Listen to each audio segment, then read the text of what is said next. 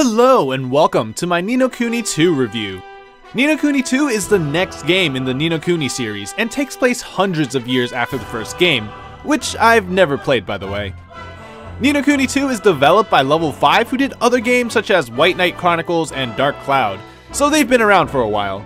Then we have Bandai Namco as the publisher who publishes a decent number of anime games. I've heard a lot of good things about the first game, so I was looking forward to trying the second one out. Before I begin, major story spoilers will be avoided, but general, broad story, or gameplay elements will be discussed. So if you like to come into games completely blind to everything like I do, you have been warned. Ni no Kuni 2's story kind of reminds me of a fairy tale, with the Ghibli art style feeding into that idea. The story is very straightforward and simple with very little twists and turns. We have Evan, who is the king of a kingdom with a noble goal. He wants to create a place where everyone can live happily without any conflict. And as you play through the game, you'll slowly be helping Evan build towards that goal. What I like most about the story is the fairy tale-like setting. There are a handful of kingdoms inhabited by different races, each with their own distinct cultures. This adds a nice diversity to the story, being able to view the different cultures and how they might conflict with each other.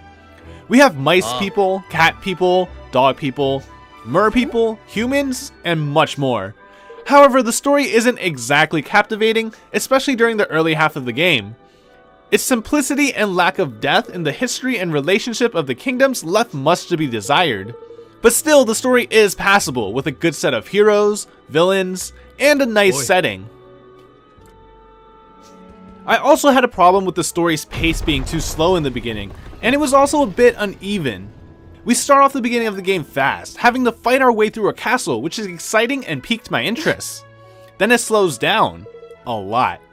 It took a bit too long for the story to pick up once that happens. Having to do fetch quests and backtracking really killed the pacing for me. The conflict took too long to appear, and laying out the groundwork for the story wasn't entertaining enough to keep me invested. The idea of a growing kingdom didn't resonate with me either. Learning about the other kingdoms wasn't exactly boring, but again, it couldn't really keep my interest since not really much is covered. There was just no reason for me to care. It wasn't about until halfway through the game that the story starts to pick up the pace a bit and I began taking interest in the story again. The characters introduced throughout the game aren't bad, but it did take me a while to connect to them. My favorites are Roland and Lofty. Roland is the first character you're introduced to. He's calm, collected, and very good at what he does. Throughout the game, you can see him work his magic, helping Evan build up his kingdom as well as counseling the young king. But not much is gone over about his past or his feelings. I did complete a side quest of his, which showed a bit more of his sensitive side, and it gave me an idea of what his life was like. But not everyone will do the side quests, and I'm not even sure there are more Roland-related side quests since I did skip a majority of them. The rest of the cast suffers from the same problem. Their relationships and past aren't explored very deeply. You'll learn a bit about the character and get an idea of their personality in the first couple of scenes of their introduction, but nothing more personal is introduced. It was kind of hard for me to care about Evan and his dream, the main focus of the game, because it was hard to see him as a real character. The villains of Ni no Kuni 2 are good, but suffers from the same problems the heroes do. They lack depth. Their motivations for their actions, which I won't spoil here, made sense, and it was clear why they were the villains, but suffers from the why should I care syndrome. So basically, there's a lot of room for improvement when it comes to the lore of the game, at least from what I've seen in the main story. Ni no Kuni 2 is an action JRPG, so combat happens in real time. But depending on where you are in gameplay, the transition into combat may not be seamless. On the world map, the combat happens when you touch a wandering enemy. It's similar to games such as the Tales of series or Star Ocean where you're teleported to a separate level to fight. This felt a little slow to me. If I remember correctly, Tales of Berseria was much more seamless compared to Ni no Kuni 2, which has a transition and also has a brief moment of showing the enemies before you can actually do anything. This is most likely not going to be a problem for a majority of you, but it was a small thing that bothered me. On the other hand, dungeon encounters are set up very seamlessly, and all you had to do was attack or get seen by an enemy to immediately start the encounter, so that was nice. Combos are very basic and there isn't really much you can do. For offense, you have basic attacks, heavy attacks, range attacks, and skills. For defense, you have dodge and guard. The game was very easy, so all I had to really do was mash light attacks and mix in some skills every now and then to speed up the wins. Guarding and dodging were not necessary since the enemies didn't hurt. Difficulty is one of my main complaints about the game. For those who like to explore and don't progress with the main story immediately, you'll find yourself very overpowered compared to the enemies you'll be facing in the story. It wasn't until I started skipping enemies and optional gameplay that caused enemies to be at least 10 levels higher than me that the difficulty felt appropriate. Not hard, but appropriate. Then I actually had to think about dodging and not just blindly mashing square. So really this causes a catch-22. If you're bored of the gameplay because it's too easy, skip everything. But if you skip everything, you won't have resources, you won't be able to grow your kingdom, and you won't be able to explore. We also have something called Tactic Tweaker, which lets you customize battle stats. They contain bonuses such as extra damage against certain types of monsters, elemental resistances, and drop chance.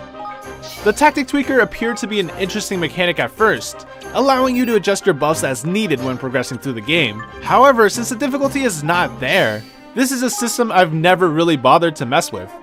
I just set the bonuses to have extra drops and mildly adjust as needed without thinking too much about optimizing. I've never played a game where I was faced with the problem of being too strong too easily. That said, combat is actually pretty fun once the difficulty was appropriate. There are Higlities that will assist you in battle, each having different skills and passives. They remind me of Pikmin, which is pretty cool. Combat can be very interactive and fun, especially when using powerful skills to blow your enemies away, and the visual effects look great. Your companions, although not the most helpful, do actually assist you. The game just needed to have scaling enemies or a difficulty setting in place to make combat less brain dead. This leads us to the other part of gameplay, which is kingdom building, and is the main progression content in Ni no Kuni II. The whole point of the story is for Evan to build his kingdom. In order to do that, you have to recruit or invite people into his kingdom. Recruiting more people brings in more workers with useful skills that are needed for research and gathering. With more people, your kingdom also grows larger. As your kingdom grows larger, your kingdom level increases, allowing you to build higher tier structures and unlock more research. This progression cycle constantly keeps the gameplay in a loop. Progress with the main story, do a bunch of side quests, grow your kingdom, and repeat. Although whether or not it's fun is another story. Kingdom progression reminded me a bit of Farmville, and it wasn't exactly innovative. I also found no value in growing my kingdom since my characters were strong enough to not need any of the bonuses or research. Even on that note, the weapons and armor you make in your kingdom are pretty subpar. It's far better finding equipment from drops obtained from defeating enemies. This will probably be different for post-game bosses, but from what I've seen so far, it doesn't seem like it's going to be much effort to beat them anyway. Fortunately, kingdom building is not a very time-consuming part of the game if you don't want it to be. Just check back every now and then to collect your items and be on your way. At least until one part of the game where a certain building and research is required, but that shouldn't be a problem. In order to recruit characters into your kingdom, you have to complete a side quest for them. This can be one side quest or a series of them. Side quests aren't limited to only character recruiting, and there are other quests that give you items. These are just your typical fetch quests, hunt quests, and some find quests. Nothing crazy. Doing them is actually worthwhile, and having it being completable with little effort turns out to be a good thing. Sometimes you'll also get to learn more about the different characters and the countries, which is a nice plus. Personally, since there were so many people and very little time, I didn't take interest in a lot of them. I also skipped about 50% of them since I wanted to make the game more difficult. Luckily, there are more side quests and post-game content that should prove to be more challenging. There are a variety of something called tainted monsters scattered in the world. These are just more difficult boss-like versions of trash mobs. While I didn't have any issues with most of the tainted monsters, there are some very high level ones at post-game, which should provide a better challenge for players who want something more. My favorite part of the game is actually Skirmishes, which is something that is mostly optional, except for a few instances in the main story. Skirmishes are separate encounters that you play out using an army. You bring up to 4 units consisting of troops that have different strengths, weaknesses, and skills. In order to complete this minigame, you have to either wipe out your enemies or complete a special goal like defend a unit. So how does this work exactly? You control Evan, and the troops you bring into battle will form a circle around him, following him wherever he goes. The troop will do all the fighting while Evan maneuvers around the field giving commands. When two groups of troops intersect, they will fight. If all of Evan's troops are defeated or the objective fails, then it's game over. Depending on what enemies you're going to face, you can rotate your troops to fight the group that gave you an advantage. I really like this minigame because it was different from the rest of the game. While it doesn't require too much tactical thinking, and skirmishes are about as easy as the rest of the game, they do have a hard mode, which requires you to not always charge in head first.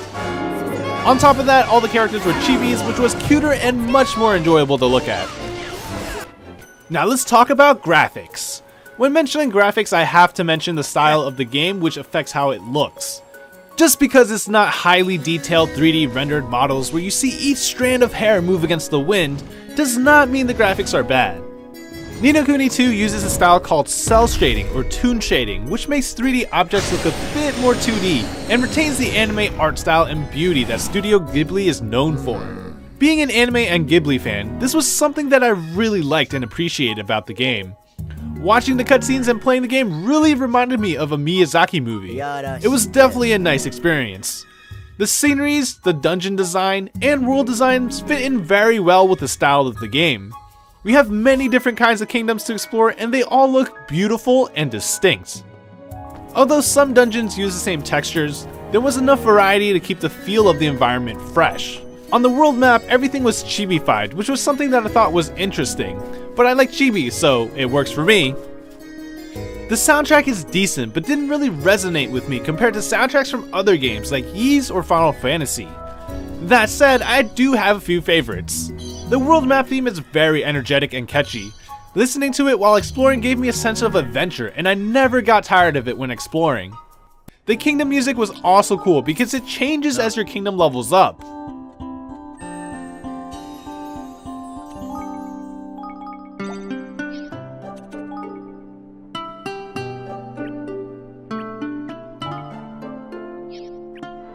This song will be the same, but it will become much more grand and kingdom-like as your kingdom grows.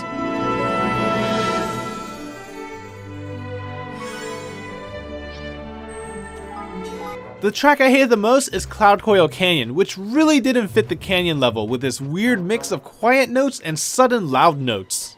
It's also been reused in other scenes that don't fit, which I wasn't too happy about. Other tracks, such as some of the ones used for dungeons, don't sound mysterious or dangerous enough.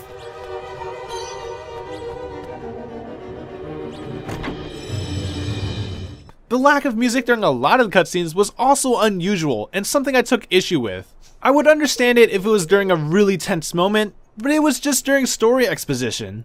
There are a decent number of tracks that can be reused instead of just having silence.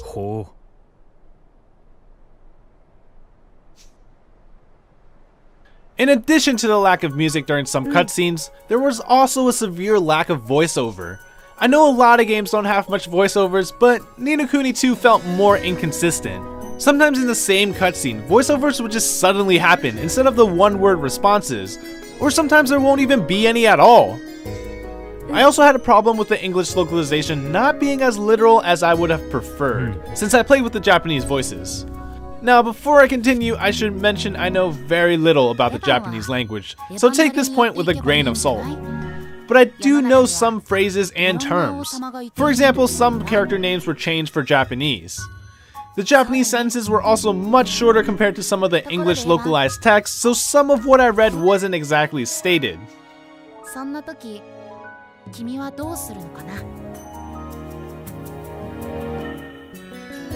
Because of that, there were long sentences and it was hard to tell when the speaker was actually done speaking. If they had an auto-forward option, this wouldn't have been an issue.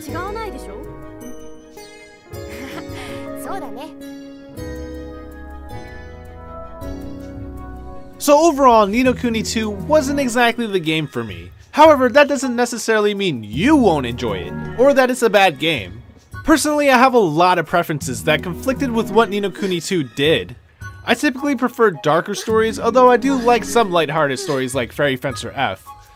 Kuni II's story was a bit more serious than that, but didn't go all the way, so it was in an awkward place of not being lighthearted enough, but also not gritty enough for my tastes.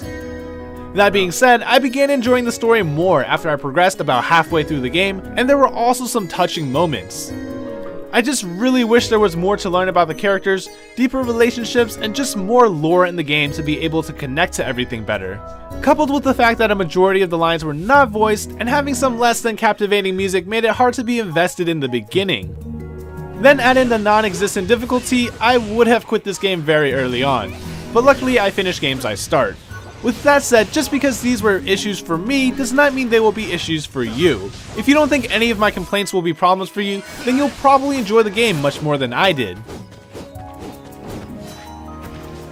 So that completes my Ni no Kuni 2 review.